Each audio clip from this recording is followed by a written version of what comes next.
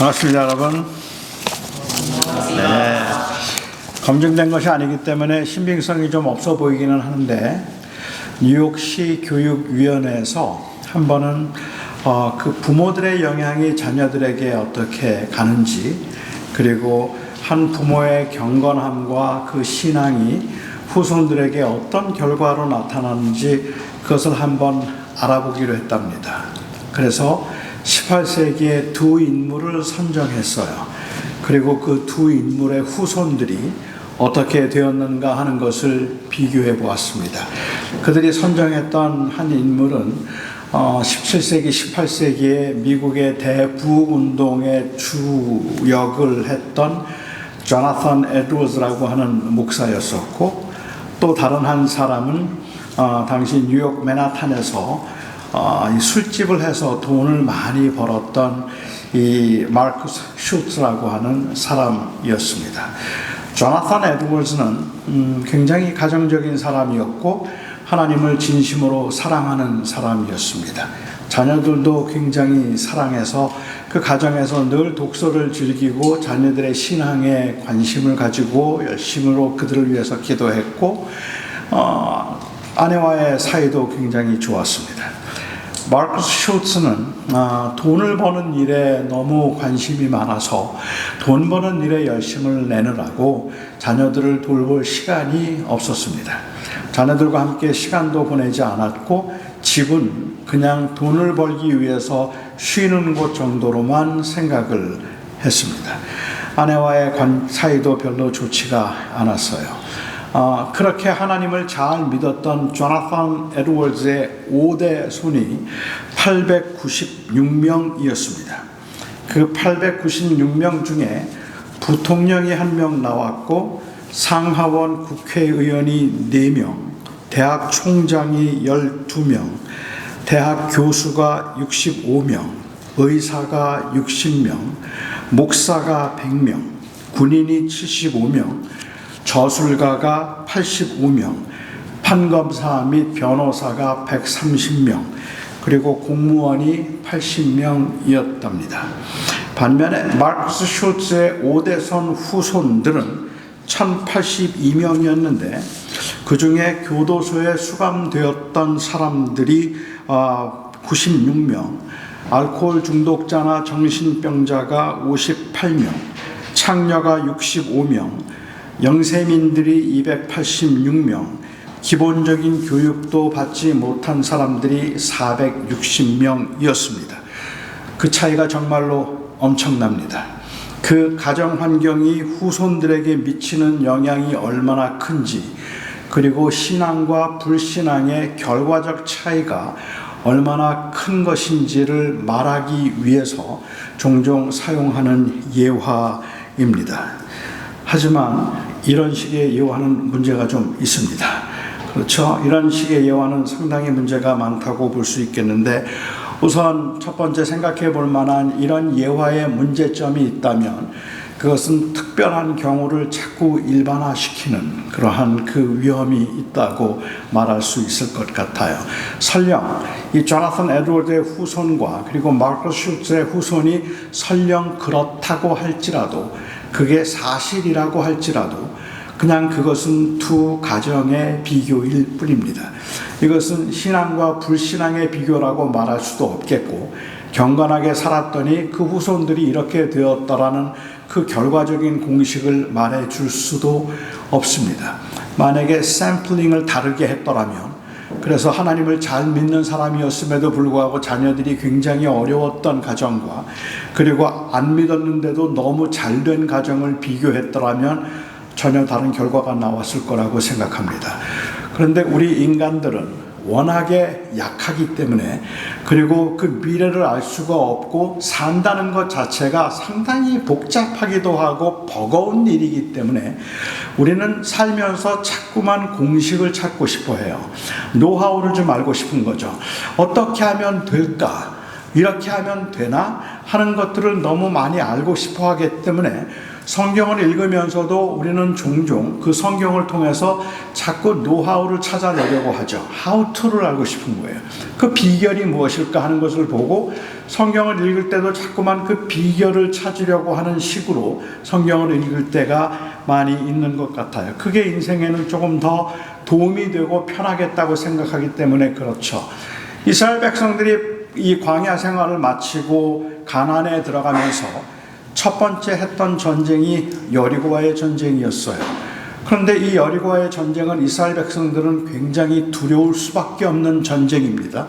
왜냐하면 38년 전에 그 성을 정탐하고 난 다음에 그들이 경험했던 두려움으로 38년을 고생을 했거든요. 그리고 마침내 그 성과의 전쟁을 하게 되었을 때 아마 이스라엘 백성들 모두가 다 상당히 긴장했을 거라고 생각합니다. 그런데 그 상황에서 하나님께서 여호수아에게 주신 그 명령은 뜻밖이었어요. 어떻게 전쟁을 해야 되는가 하는 것을 말씀하시면서 아무것도 하지 말고 아무 소리도 내지 말고 그냥 그 성을 한 바퀴 돌라는 거예요. 매일 한 바퀴씩 돌라. 그리고 7번째 되는 날 7바퀴를 돌라고 했어요. 고고학자들의 발견한 것에 의하면 그 성을 한 바퀴 도는데 2시간 반에서 3시간이 걸린다 그래요. 그러면 하루에 2시간 반을 한 바퀴를 뺑 돌고 온 거죠. 7일째 되는 날은 20시간을 돌았어요. 그렇게 20시간을 돌고 난 다음에 크게 소리를 지르니까 그 성벽이 무너진 거예요. 사람들은 그 성벽이 무너진 것을 보면서 저 성벽이 왜 무너졌을까? 어떻게 그 성벽이 무너질 수 있었을까 하는 그 방법을 찾으려고 하다 보니까 어떤 사람들은 말하기를 땅 밟기를 이야기해요. 그 땅을 밟았다는 거죠. 그리고 계속 그 성 주변을 돌아서 그래서 그 땅을 차지할 수 있게 되었다는 일종의 공식처럼 이야기를 해요. 사실 정말 그렇다면 인생은 사는 게 좀 쉬워져요. 그렇죠? 여러분 혹시 마음에 드는 자매가 있거든. 그냥 도세요.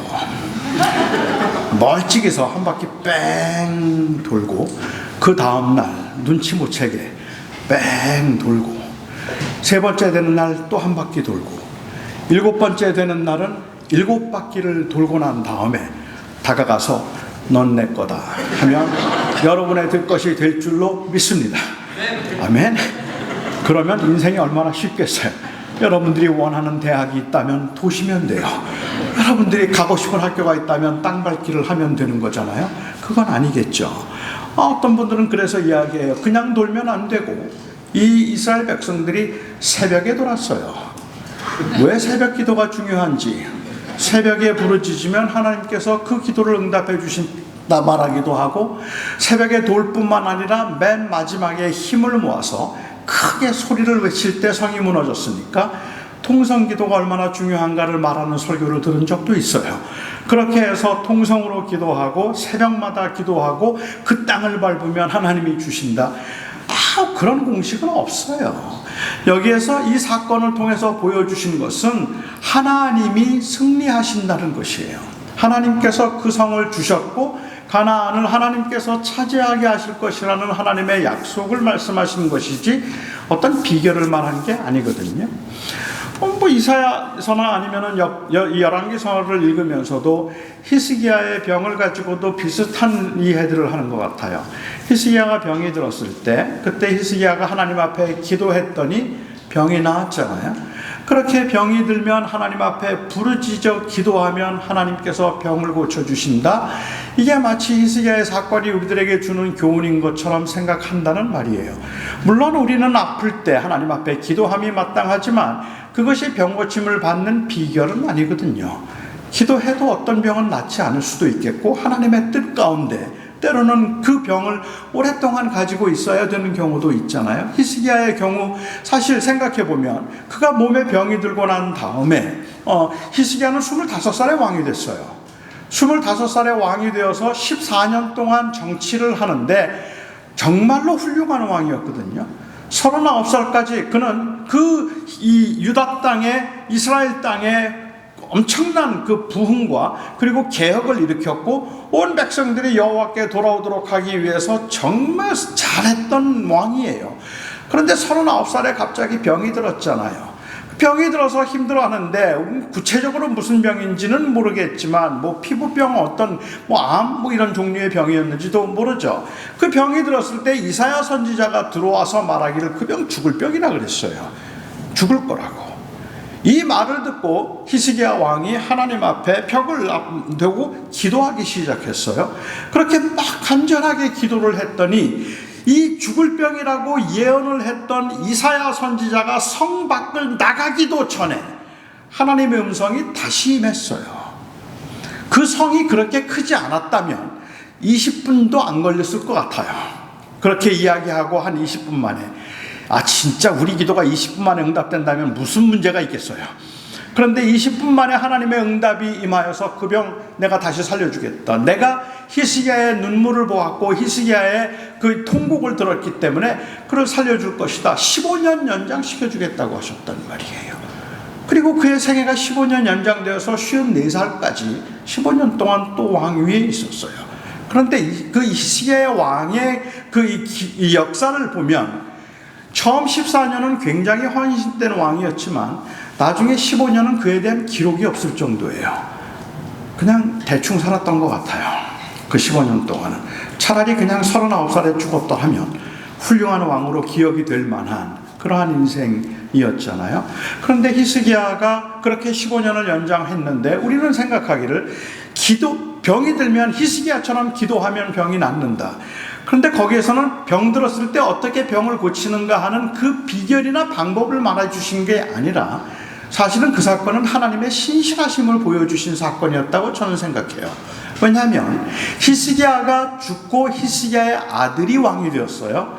히스기야의 아들이 몇 살에 왕이 되는지 아세요? 12살 때 왕이 됐어요.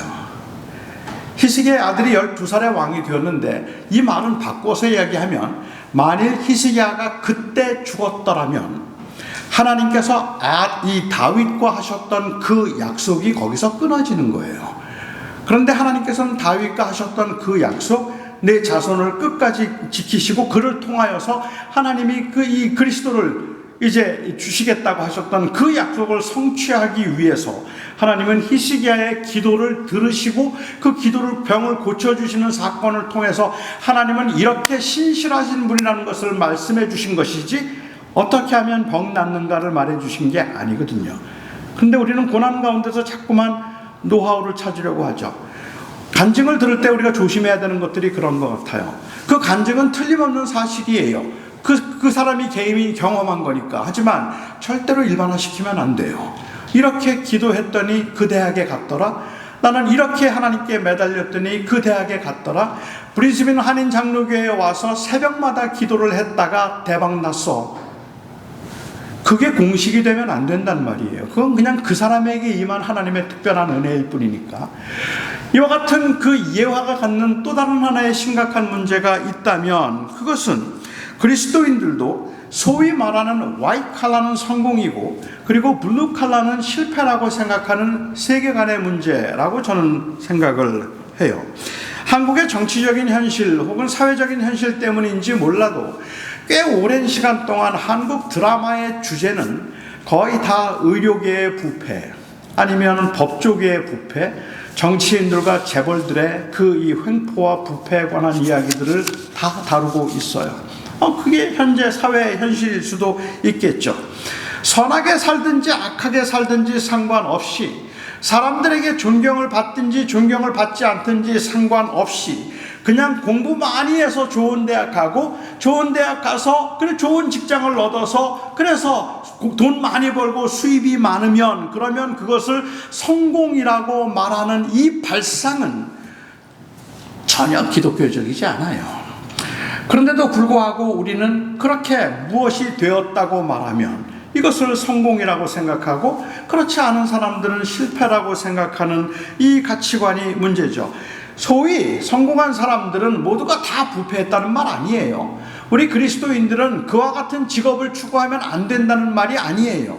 제가 드리고 있는 말씀은 한 사람의 인생의 성공과 실패를 결정하는 것은 그가 어떤 직업을 가지고 있는가로 결정하면 안 된다는 말을 하고 있는 거예요.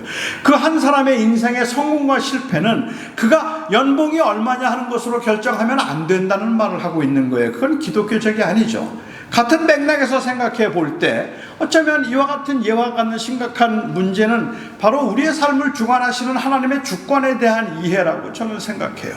삶의 현장에서 고난이 많고 고통이 많고 그리고 힘들고 버겁게 살아가는 인생들은 실패한 인생이고 하나님이 사랑하지 않는 사람이고, 장애를 가지고 있거나 아니면 극심한 가난 가운데 평생을 살았던 사람들은 하나님이 사랑한 사람이 아니고, 모든 것들이 다 잘 되고 좋은 가정에 태어나서 평탄하고 쉬운 길을 사는 사람들은 하나님이 복을 받은 사람들이고, 그리고 하나님께서 그를 사랑한 사람이라고 그렇게 말해도 괜찮겠습니까?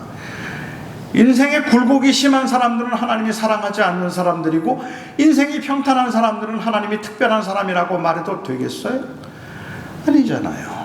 하나님이 우리의 삶을 주관하신다면 한 사람의 삶에 있어서 하나님의 주권적인 섭리는 그냥 단순히 눈으로 보이는 그러한 현상적인 결과로 말할 수 없다는 것이 이와 같은 예화가 갖는 문제라고 저는 생각을 합니다. 사람들이 이렇게 생각하게끔 만드는데 크게 일조한 사건이 바로 요셉의 이야기 같아요.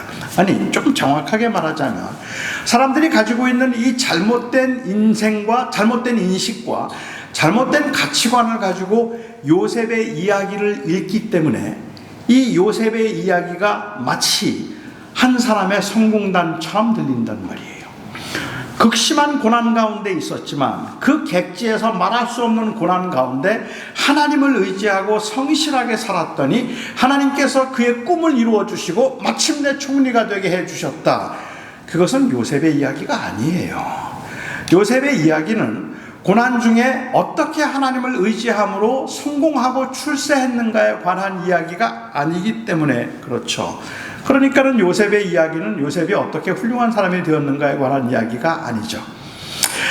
사실은 오늘 그 본문이 나오기 이전에 35장과 36장을 보면 좀 재미있는 기록이 나와 있습니다.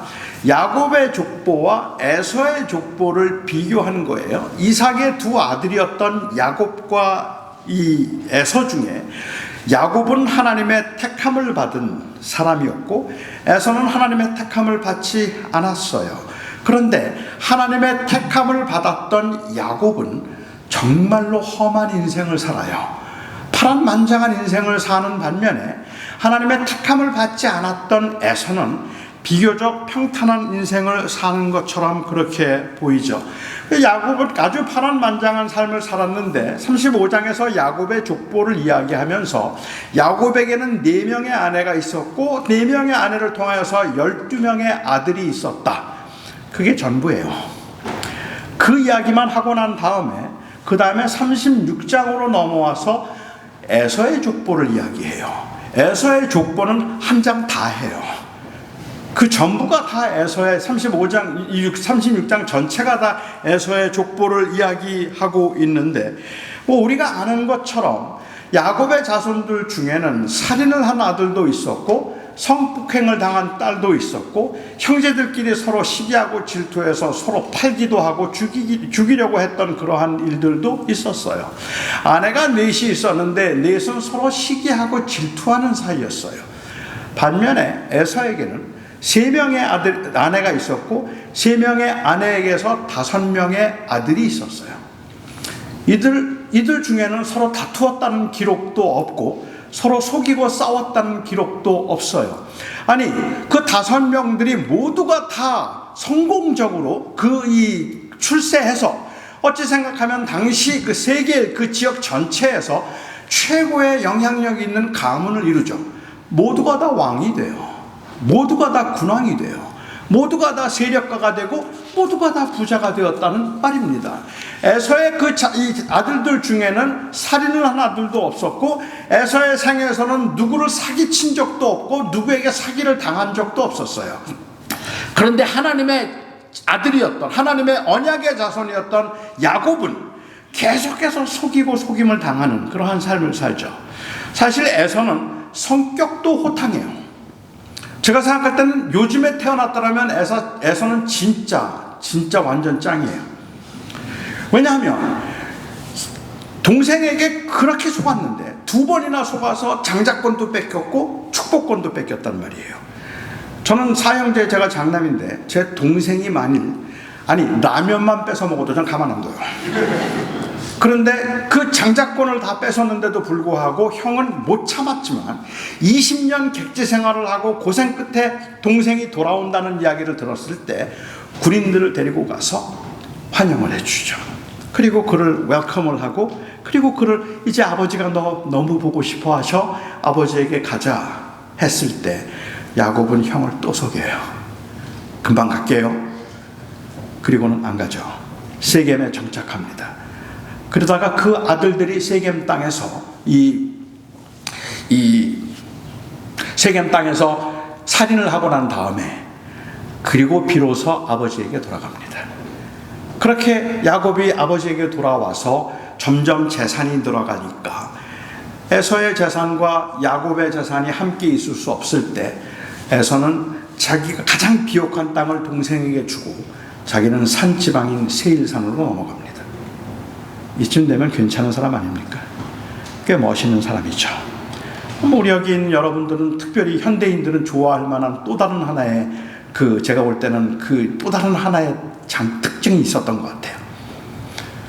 에서는 털이 많은 사람이었어요.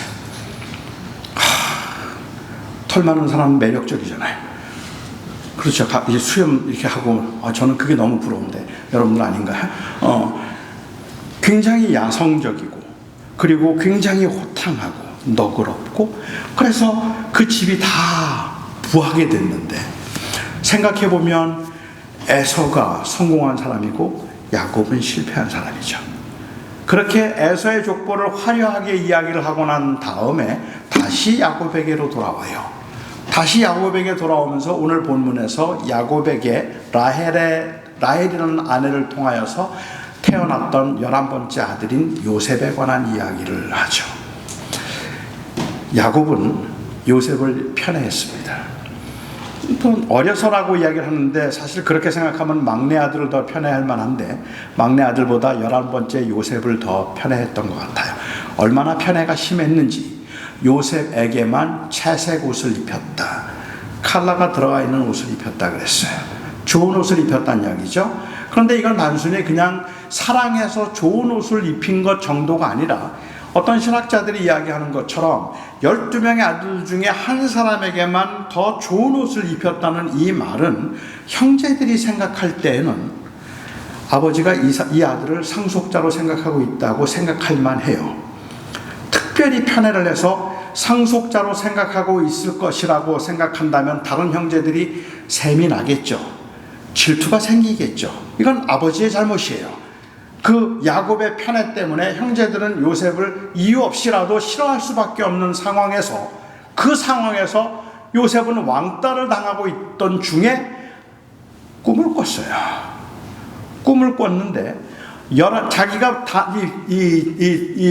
자기가 묻고 있던 그 볕단에게 형제들이 묻고 있던 볕단이 절을 하더라는 꿈이에요. 이 당시 저희 짐작에는 요셉이 17살쯤 된 것 같은데, 철이 좀 있었다면 이 꿈을 꾸고 난 다음에 말 안 하는 게 정상이에요. 지금 왕따 당하는 상황이잖아요. 다 싫어하잖아요, 자기를. 그런데 그 상황에다 내가 어제 꿈을 꿨는데 형 볕단들이 내 볕단에 절하더라, 이렇게 이야기를 하면 형들의 입장에서는 화가 안 날 수 없죠. 그러니까 내가 우리의 왕이 된다는 말이냐, 우리가 다 내 앞에 절한단 말이야? 너무 화가 나는 거죠. 그런데 요셉은 도대체 이 꿈 이야기를 왜 했을까? 저는 그게 사실은 좀 궁금할 정도예요. 왜 그 꿈 이야기를 했을까? 그런데 그렇게 야단을 맞고 난 다음에 또 꿈을 꿨어요. 이번 꿈에는 11개의 별들과 해와 달이 자기의 별에게 절하더라는 꿈이에요. 아니, 아까 혼났잖아. 그러면 이제는 그 말 안 해도 되잖아요. 그런데 또 형제들에게, 이번엔 아버지한테도 그 말을 해요. 내가 꿈을 꿨는데 해와 달과 우리 형들의 별들이 다 내 별에게 절했어. 형제들이 얼마나 화가 났을까. 저는 왜 요셉이 이 꿈 이야기를 했을까? 일반적으로 꿈이라고 말하면 아마 여기 계신 우리 청년들 여러분도 다 비슷하게 생각했지만, 우리가 생각하고 있는 꿈은 심리적으로 우리의 마음속에 있는 어떤 생각들이 subconsciously express 된 것이라고 생각을 하잖아요. 그러니까는 자기의 마음에 있는 게 꿈으로 나타난다고 생각을 하기 때문에 우리는 그 꿈을 해몽하는 게 어렵지 않죠. 만약에 요셉이 마음속에 내가 지금 이렇게 왕따를 당하고 있지만, 내가 비록 형들에게 이렇게 무시를 당하고 있지만 언젠가는 기어코 저 형들이 내 앞에 절을 하게 만들 거고 이 상황을 내가 역전시켜 버릴 거야 라는 것이 subconsciously 그에게 있었는데 그가 꿈을 꿨다면, 그러면 그 꿈 이야기하면 안 돼요. 안 할 거예요. 그런데 요셉이 이 이야기를 했다는 건 요셉에게 그 마음이 전혀 없었다는 뜻이에요. 전혀 그런 생각이 없었으니까. 그러니까 꿈은 보통 마음속에 있는 것들이 드러나는 거라 해몽이 어렵지 않죠. 저는 꿈을 잘 안 꾸는데요, 목회 초기에는 꿈을 많이 꿨어요. 주로 어떤 꿈을 꿨는가 하면 토요일마다 꿈을 꿔요. 악몽을 꿔요. 그리고 토요일 자다가 깨는 적이 여러 번 있었어요. 한 번은 제가 설교를 하기 위해서 이렇게 서서 설교를 하고 있는데 교인들이 다 킥킥거리고 웃는 거예요. 왜 그런가 이렇게 봤더니 제가 잠옷을 입고 서 있던 꿈을 꿨다든지, 아니면은 설교를 제가 지나가는데 교인들이 많이 교회 앞에 몰려 있어요. 너무 이상해서 왜 이렇게 교회에 와 있어요? 라고 이렇게 물었더니 교인들이 오히려 깜짝 놀라면서, 목사님 오늘 주일이잖아요. 그 말을 듣고 제가 너무 놀라서 설교 준비 하나도 안 됐는데 오늘이 주일인가? 그리고 여기에 올라와서 준비가 안 돼서 막 땀을 뻘뻘 흘리면서 버벅거리다가 깬 꿈을 꾼 적도 있어요. 제가 그 꿈 얘기 여러분들에게 하면 여러분들 해몽 어렵지 않을걸요? 설교 때문에 스트레스 좀 받으셨군요. 그렇게 제 마음속에 설교에 대한 스트레스가 있었겠다고 생각하죠. 좋은 꿈도 꿨죠. 제가 설교를 하면서 미국인들이 있는 곳에서 영어로 설교를 하고 제 설교를 듣던 이 미국인들이 일어나서 막 박수를 치는 꿈을 꾼 적도 있어요. 여러분들 쉽게 해몽하겠죠. 영어 때문에 스트레스 좀 받으셨군요 하고 그렇게 꿈을 해몽할 겁니다. 왜냐하면 그 꿈에 있는 것은, 꿈이라는 것은 내 마음속에 있는 것들이 드러나는 것이니까. 그런데 요셉이 꿨던 꿈은, 이것은 요셉의 꿈이 아니었어요. 하나님의 꿈이었어요. 이것은 하나님의 계시예요. 요셉은 마음속에 그런 생각이 아예 없었을 뿐만 아니라 이게 무슨 뜻인지도 몰랐기 때문에 그냥 말할 수 있었던 거라고 저는 생각해요. 물론 그래도 좀 생각이 있으면 센스가 좀 있어야지 라고 생각할 수는 있겠지만, 분명하게 우리가 거기서 암시하고 있는 것은 요셉은 자기의 마음에 있는 것이 아닌, 이건 하나님의 꿈이에요. 이건 요셉의 꿈이 아니죠. 즉 하나님의 계시예요. 그런데 이 계시가 재밌단 말이에요. 창세기를 보면 하나님께서 계시를 주실 때 아브라함에게도 꿈 가운데 계시를 주셨고, 이삭에게도 꿈 가운데 나타나셨고, 야곱에게도 꿈을 통해서 하나님께서 말씀을 하시는데, 꿈을 꾸게 하시거나 하나님이 계시를 하실 때는 언제나 말씀하셨어요.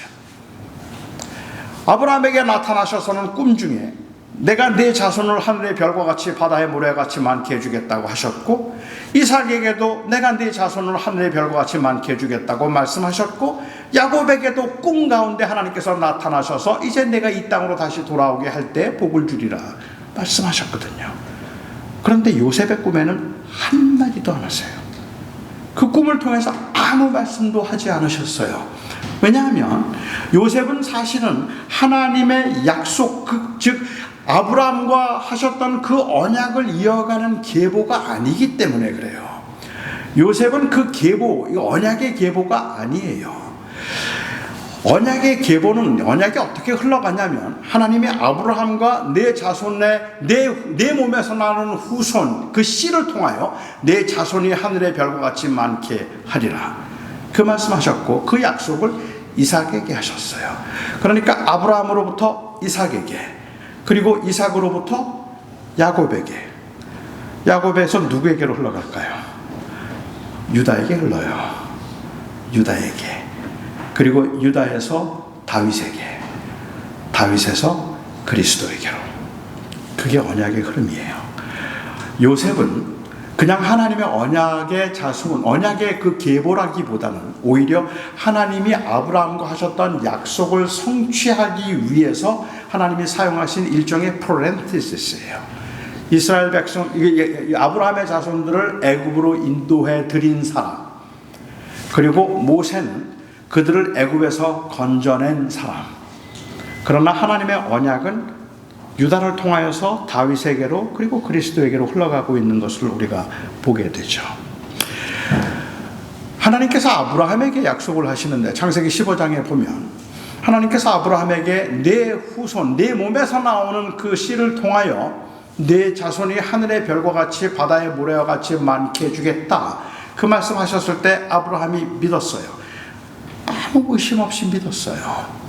그리고 난 다음에 하나님께서 말씀하시기를 이제 이 땅을 내 후손에게 줄 거야 라고 그렇게 말씀하셨는데, 그 말씀을 하셨을 때 아브라함이 말하기를 이 땅을 나의 후손들에게 준다는 증거가 있습니까? 라고 말해요. 그 표적을 보여달라고 말해요.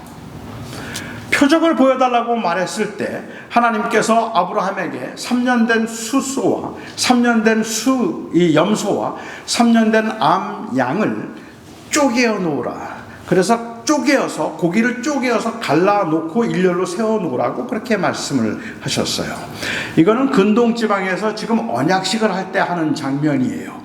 그러니까 고기를 쪼개 놓으면 이렇게 고기를 쪼개 놓고, 그리고 보통 일반적으로 근동지방에서는 약소국의 왕과 강대국의 왕이 서로 조약을 맺을 때 그 고기를 쪼개 놓고 약소국의 임금이 지나가요. 내가 만일 이 약속을 어기면 너는 이 쪼개진 고기처럼 쪼개지리라, 그 뜻이에요. 그래서 그 약속을 꼭 지키겠다는 의미에서 지나가죠. 고기를 쪼개 놓으라고 했어요. 고기를 쪼개 놓았죠. 그리고 해가 지도록 아무 말씀도 없으신 거예요. 그 솔개를 쫓다가 깜빡 잠이 들었어요. 그리고 잠에서 깨어났죠. 그리고 하나님이 하셨던 말씀은 충격이었어요. 내 자손이 400년 동안 종살이를 하다가 400년 후에 큰 민족을 이루어 이 땅을 차지하리라, 그 말씀이었어요. 대체로 고난은 심판이라고 생각하고 고난은 형벌이라고 생각하고 있는 사람들의 인식에서는 도대체 아브라함이 뭘 잘못했길래 하나님이 갑자기 이렇게 화가 나셨지? 하는 생각을 하죠. 왜 하나님이 갑자기 화가 나셔서 400년 종살이를 한다고 말씀하셨을까? 아브라함의 문제가 뭐였을까? 몇 가지 생각해 볼 만한 것들이 있기는 하죠. 첫 번째 생각해 볼 것은 내 자손을 하늘의 별과 같이 많게 하리라고 하셨을 때 아브라함 믿었거든요. 그런데 이 땅을 너에게 주겠다고 말씀하셨을 때 증거 보여달라 그랬거든요. 이게 하나님을 업셋되게 하신, 화나게 하신 거죠.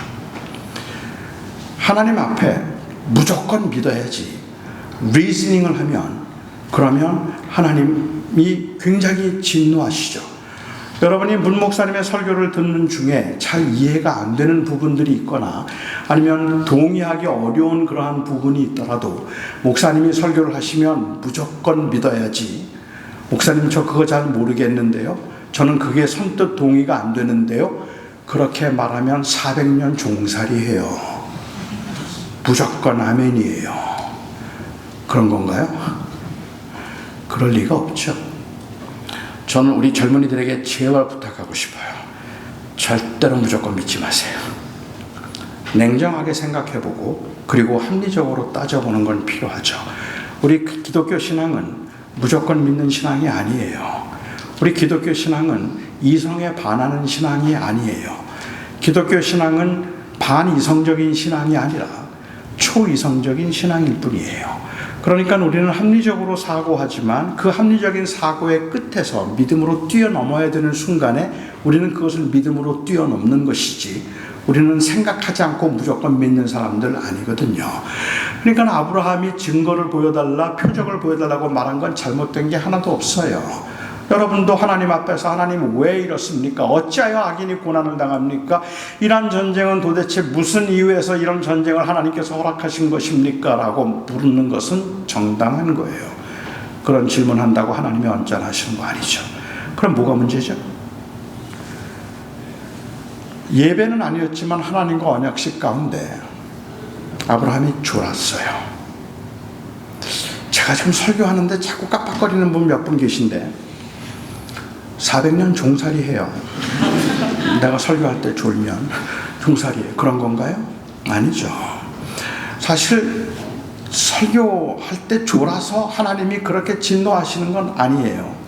오히려 이 사건은 아브라함이 뭘 잘못해서 하나님이 400년 종살이 한다고 하셨을까 하는 그것을 말하고 있는 것이 아니라, 하나님이 그 가지고 계신 계획 가운데는 이스라엘 백성들을 큰 민족을 이루어서 이 땅을 차지하게 하시는데, 그 하나님의 계획 가운데 고난이 있다는 말을 하는 거예요. 400년 동안의 고난이 있겠지만 그 고난 가운데도 내가 너희와 함께하여서 결국은 이 땅을 차지하게 될 것이다. 그러니까 그 어렵고 힘든 시간을 지나지만 내 약속이 끊어지거나 떠나거나 아니면 내가 변한 거 아니니까 그 약속을 끝까지 믿어야 한다. 반드시 고난 후에라도, 고난 통해서라도 이 땅을 주겠다 말씀하시는 거죠. 그래서 하나님께서는 그 언약식을 끝내고 언약식을 하시는 중에 주님께서는 쪼개진 고기 사이로 아브라함이 지나가는 것이 아니라 하늘로부터 불이 내려와서 하나님이 지나가셨어요. 하나님이 그 불 가운데 지나가신 이 언약식은 반드시 하겠다는 거예요. 그리고 그 언약의 성취로 예수 그리스도께서 그 쪼개진 고기가 되어서 십자가에서 돌아가셨죠. 이것이 하나님의 약속을 성취하신 길이죠. 비록 우리가 살아가는 삶의 현장에서 우리는 굉장히 버겁기도 하고 힘들기도 하고, 왜 나만 이렇게 힘들어야 됩니까? 내가 앞으로 어떻게 살아야 됩니까를 고민할 수밖에 없는 이런 아주 극심한 그 아픔과 어려움 가운데 있을지라도 하나님이 결코 너를 떠나지 아니하며 너를 통한 나의 계획을 이루리라 하는 그 약속의 증거가 무엇이냐? 그리스도란 말이에요. 십자가에 죽으신 그 그리스도를 통하여서 우리는 하나님의 사랑을 확증할 수 있기 때문에 그런 것이죠. 따라서 이 요셉이 꾸었던 꿈은 요셉이 어떻게 성공할 것인가에 관한 이야기가 아니라 아브라함과 하셨던 그 400년 종살이를 하는 그 고난의 시간을 지나고 큰 민족을 이루도록 하기 위한 하나님의 계획을 이루시는 첫걸음이란 말이에요. 요셉을 애굽에 보내심으로, 그가 애굽의 총리가 되게 하심으로 그 민족들이 거기에서 400년 동안을 살게 하는데, 요셉은 얼마나 성공한 삶을 살았는지 모르지만 그 이후로 그 자손들은 말할 수 없는 고난을 겪죠. 400년 동안. 이걸 그냥 단순히 요셉의 축복이라는 이름으로 합리화시키기에는 다른 사람이 겪은 고난이 너무 커요. 이건 말이 안 되는 거예요. 그 요셉의 성공을 말한다는 것은 이건 너무 부당한 일이라고 저는 생각을 한다는 말입니다. 요셉이 꾸었던 꿈은 요셉의 계획이나 요셉의 비전이 아니라 하나님의 꿈이었습니다. 요셉의 생애를 보면 저희가 이해하기 어려운 또 다른 한 단어가 있는데, 그건 바로 이 형통이라는 단어입니다. 여호와께서 그와 함께 하심으로 하나님이 범사에 그를 형통하게 하셨더라. 이 요셉이 보디발의 집에 형들의 그 시기 때문에 노예로 팔려가서 종이 노예가 되었는데, 그런데 그 보디발의 집에서 하나님께서 그와 함께 하심으로 범사에 그와 함께 하심으로 그를 형통하게 하셨더라 라고 그렇게 이야기를 하고 있습니다. 저는 솔직히 이 요셉의 생애를 보면요, 좀 답답해요. 우리는 요셉이 총리가 되었다는 것을 알고 보니까 아마 여러분들이 좀 덜 답답한지는 모르겠어요.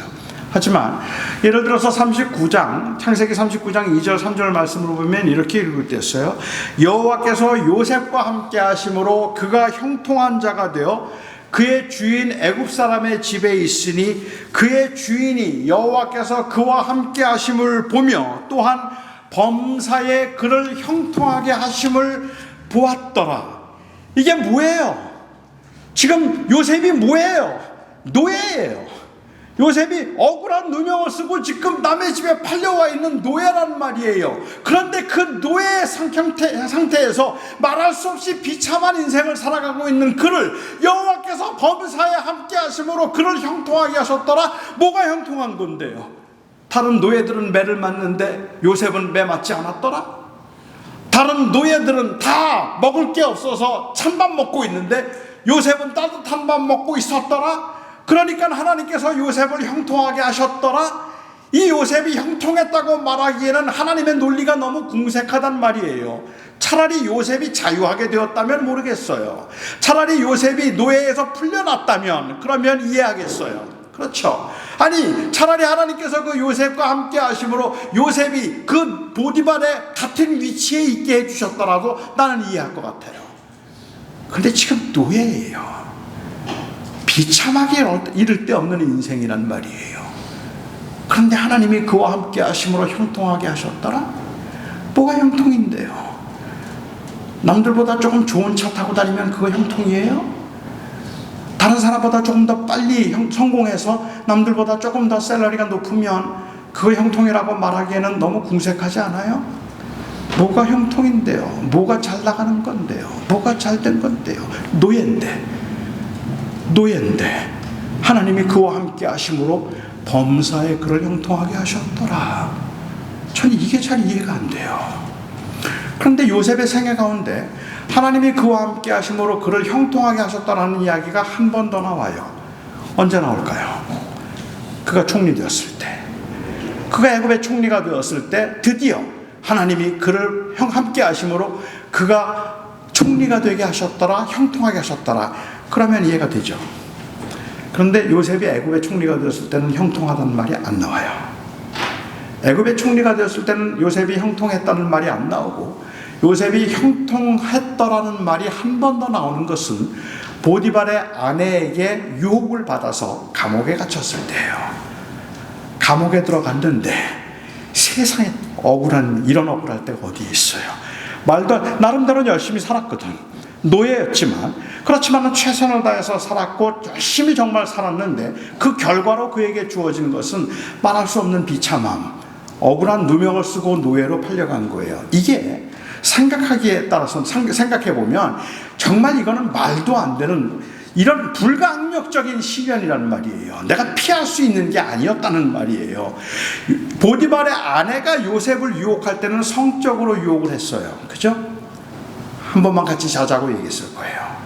그런데 요셉의 경우에 이 성적인 유혹을 받으면서 그가 성적인 유혹을 느꼈을까요? 전 아닌 것 같아요. 그가 성적인 유혹을 느끼면서 그걸 물리치고 아닙니다, 저는 안 됩니다 라고 하면서 그렇게 나갔던 게 아니라고 생각해요. 아무런 느낌이 없었을 거예요. 오히려 유혹을 느꼈다기보다는, 성적으로 유혹을 느꼈다기보다는 이 보디발의 아내의 유혹을 받는 순간 요셉은 죽은 거예요. 아시죠? 이게 불가항력적 시련이에요. 이거는 받아들여도 죽고 거절해도 죽어요. 보디발의 아내가 한 번만 같이 자자고 말하는 그 순간 요셉에게는 아무 희망이 없어요. 이제 죽는 거죠. 그가 살아서 감옥에 갔다는 것 자체가 사실은 하나님의 특별한 은혜 가운데 보디발이 베풀어준 특혜일 뿐이에요. 원래는 죽어야 돼요. 죽어야 되죠. 이런 불가항력. 사실 요셉의 경우는 세상에 이렇게 억울할 수가 없는, 요셉은 굉장히 괜찮은 사람이었던 것 같아요. 아마도 그 보디발의 집안에 있던 모든 여인들이 그를 흠모했겠다 드는 생각이 드는데, 제가 이 창세기, 성경 전체에서 제일 좋아했던 성경 구절이 창세기 39장 6절 말씀을 저는 제일 좋아했었어요. 그런데 요즘은 안 좋아해요. 옛날에 개역 성경일 때는 제가 그 성경을 제일 좋아했는데, 요즘 개역 개정으로 바뀌고 난 다음부터는 저는 그 성경 구절을 별로 좋아하지 않는데, 39장 6절 말씀은 요셉에 대해서 묘사를 하면서 말하기를, 요셉이 용모가 빼어나고 아름다웠더라 라고 되어 있어요. 용모가 빼어나고 아름다웠더라. 모든 여인들이 좋아했다는 얘기겠죠. 그렇죠? 그런데 이게 개역 성경에서는 어떻게 번역이 되어 있었느냐 하면, 요셉이 용모가 준수하고 아담하였더라. 완전 저예요. 용모가 준수하고 아담하였더라. 누가 봐도 이 성경 구절을 읽고 나면 제가 떠오르는 걸 알았던 대한성소공회 이 번역위원들이 저를 시기해서 이 번역을 애매하게 바꾸어 버렸어요. 그래서 용모가 빼어나고 아름다운, 이게 무슨 말이에요? 이렇게 추상적인 말이 어디 있어요? 애매하게 이를 데 없는. 여러분 그렇지 않아요? 용모가 준수하고 아담하였더라. 누가 떠올라요? 봐요. 다 제가 떠오른대잖아. 그런데 이걸 시기해가지고 애매하게 만들어버린 거죠. 그래서 그다음부터는 저는 이 성경 구절을 별로 좋아하지 않아요. 근데 요셉은 그렇게 사람들이 흠모할 만한 외모를 가지고 있었던 것 같아요. 보디발의 아내가 그래서 그를 유혹했던 거죠. 이건 요셉으로 생각해 볼 때는 세상 억울한 일이에요. 뭘 잘못했어요? 뭘 어떻게 했어요? 자기가 무슨 뭐 유혹에 빠질 만한, 유혹을 할 만한 그런 일을 한 적도 없는데 보디발의 아내가 그냥 한번 같이 자자고 말하는 그 순간에 그의 운명은 완전히 망가진 거죠. 세상에 억울한 일이죠. 그리고 감옥에 갇혔어요. 그나마 살아서 감옥에 갇혀 있는 이 억울한 요셉의 생애를 보고 하나님이 요셉과 함께 하심으로 범사에 형통하였더라. 이해가 되세요? 뭐가 형통인데요? 지금 성경은 무슨 말을 하고 싶은 건데요? 극심한 고난 가운데 있을 때마다, 그가 정말로 그 절망의 순간에 있을 때마다 하나님이 그와 함께 하심으로 그를 형통하게 하셨더라라고 이야기를 했다면, 적어도 성경이 말하고 있는 그 형통은 총리가 되거나 아니면 최고의 자리에 올라가서 마음껏 호의호식하면서 누릴 수 있었던 그 자리에 관한 이야기를 하고 있는 것이 아니라, 오히려 그가 극심한 고난 가운데 있을 때 형통이라는 단어를 사용하고 있는 그 이유는, 그가 그 극심한 고난을 경험하고 있었지만 그 극심한 고난의 순간도 하나님의 뜻과 하나님의 계획 가운데 있었더라, 그 말이죠. 하나님이 하나님의 일을 하고 계셨더라. 감옥에 갇혀 있는 그 순간도 하나님은 하나님의 일을 하고 계셨어요. 요셉에게는 너무 억울한 순간이었지만 하나님은 하나님의 일을 하고 계셨고, 보디발의 집에 팔려가게 된 것도 아브라함과 하신 약속을 이루기 위해서 하나님께서 하신 일이었다는 이야기죠. 그가 애굽의 총리가 되었을 때에도, 그가 감옥에 갇혔을 때에도, 그가 누명을 쓰고 죽을 뻔한 위기를 넘기는 그 순간에도 하나님께서는 하나님의 꿈과 하나님의 계획을 그를 통하여서 이루고 계셨기 때문에 그의 생애를 하나님이 형통하게 하셨다라고 이야기하죠. 그러면 성경이 말하는 형통은 얼마나 부자가 되었는가, 얼마나 많은 걸 소유하고 있는가로 결정되지 않아요. 적어도 하나님의 사람들에게 그 형통함은 내 삶이 하나님의 계획과 손안에 있는가로 결정돼요. 그렇죠. 내 삶이 하나님의 계획 가운데 있다면, 비록 내가 고난이라 할지라도 이 호주까지 와서 내가 버겁고 힘들게 살아가는 이 순간이 하나님의 계획과 하나님의 뜻 가운데 있다면 이것이 형통이다라고 말하죠. 형통은 내가 무엇을 하는가로 결정되지 않아요.